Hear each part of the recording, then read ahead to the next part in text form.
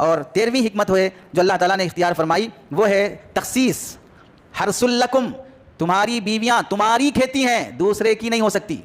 तुम्हारी बीवियां तुम्हारी खेती हैं, दूसरे की खेती नहीं हो सकती। इसमें बीवी की तखसीस की गई कि बीवी हमेशा शोहर की रहेगी, वो दूसरे की नहीं हो सकती। क्या मतलब होगा कि बीवी बनने के बाद, किसी भी लड़की के बीवी बनने के बाद वो लड़की शोहर की ज़्यादा सुनेगी, अब दूसरों की ज़्यादा नहीं सुनेगी।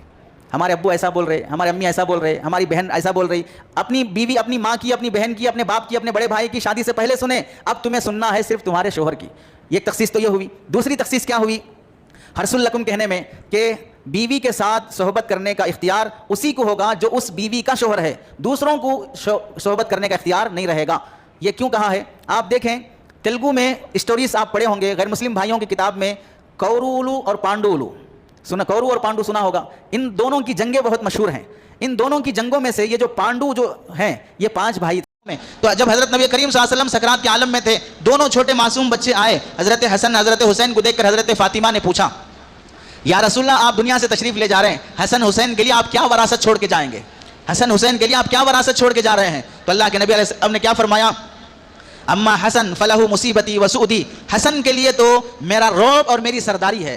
हसन को अल्लाह वो रौब देगा जो रौब अल्लाह ने मुझे दिया है, वो सरदारी देगा जो अल्लाह ने मुझे सरदारी दी है। वम्मा हुसैन फलहु जुरअती वजूदी, और हुसैन को अल्लाह ताला मेरी शुजाअत और बहादुरी देगा और मेरी सखावत देगा।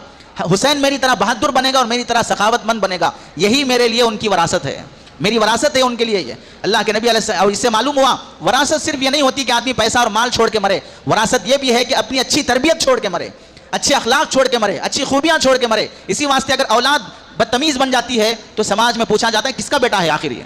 मालूम क्या हुआ, बाप अगर बदतमीज निकला तो बेटा उसको बदनाम कर रहा है। बाप की बुराइयां औलाद में मुंतकिल होती हैं और बाप की खूबियां औलाद में